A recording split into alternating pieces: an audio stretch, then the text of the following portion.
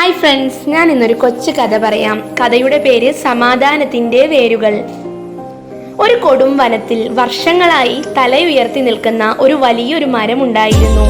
അതിന്റെ ശിഖരങ്ങൾ ആകാശത്തിലേക്ക് ഉയർന്നു പൊങ്ങി, ഇലകൾ കാറ്റിൽ നൃത്തം ചെയ്തു. പക്ഷേ ആ മരം ഒട്ടും സന്തോഷവാനായിരുന്നില്ല. കാരണം അതിന്റെ വേരുകൾ ഒരുപാട് ദൂരം വ്യാപിച്ച് മറ്റ് ചെടികളുടെ വളർച്ചയെ തടസ്സപ്പെടുത്തിയിരുന്നു.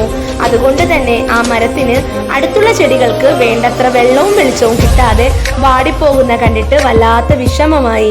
ഒരു ദിവസം കാറ്റിൽ പറന്ന് നടക്കുന്ന ഒരു കൊച്ചു പക്ഷി ആ മരത്തിന്റെ മുകളിൽ വന്നിരുന്നു.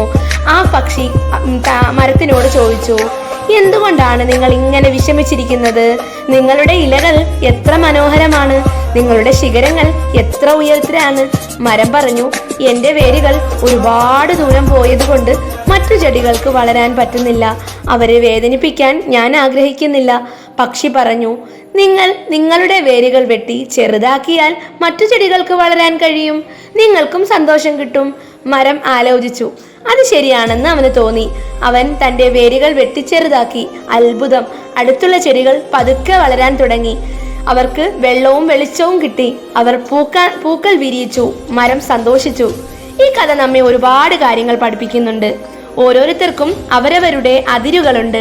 ആ അതിരുകൾക്കുള്ളിൽ ഒതുങ്ങി നിൽക്കുമ്പോൾ അവിടെ സമാധാനം കണ്ടെത്താൻ കഴിഞ്ഞെന്ന് വരില്ല. എന്നാൽ ആ അതിരുകളെ ബഹുമാനിച്ചുകൊണ്ട് സ്വന്തം കഴിവുകളും സ്വപ്നങ്ങളും പിന്തുടർന്ന് സന്തോഷവും സംതൃപ്തിയും കണ്ടെത്താൻ ശ്രമിക്കുക. മറ്റുള്ളവരുടെ സന്തോഷത്തിനും വളർച്ചയ്ക്കും പ്രാധാന്യം നൽകുക. നമ്മുടെ ചെറിയ പ്രവൃത്തികൾ പോലും മറ്റുള്ളവരുടെ ജീവിതത്തിൽ വലിയ മാറ്റങ്ങൾ വരുത്തിയേക്കാം. സ്വയം സ്നേഹിക്കുക, അതുപോലെ മറ്റുള്ളവരെയും സ്നേഹിക്കുക. സ്നേഹവും ബഹുമാനവും നിറഞ്ഞ ബന്ധങ്ങളാണ് സന്തോഷത്തിന്റെ അടിസ്ഥാനം. പരിമിതികൾ ഒരു തടസ്സമല്ല, മറിച്ച് ഒരു അവസരമാണ്. പരിമിതികളെ മറികടന്ന് പുതിയ കാര്യങ്ങൾ പഠിക്കാനും ചെയ്യാനും ശ്രമിക്കുക. ജീവിതത്തിൽ പ്രശ്നങ്ങൾ ഉണ്ടാവാം, എന്നാൽ അതിരുകളെ ബഹുമാനിച്ചുകൊണ്ട് ഓരോ ചുവടും ശ്രദ്ധയോടെ വെച്ച് മുന്നോട്ട് പോവുക. നിങ്ങളുടെ സന്തോഷം മറ്റുള്ളവരുടെ കൈകളിലല്ല, നിങ്ങളുടെ ഉള്ളിലാണ്. അത് കണ്ടെത്താൻ ശ്രമിക്കുക. ഓരോ ദിവസവും ഒരു പുതിയ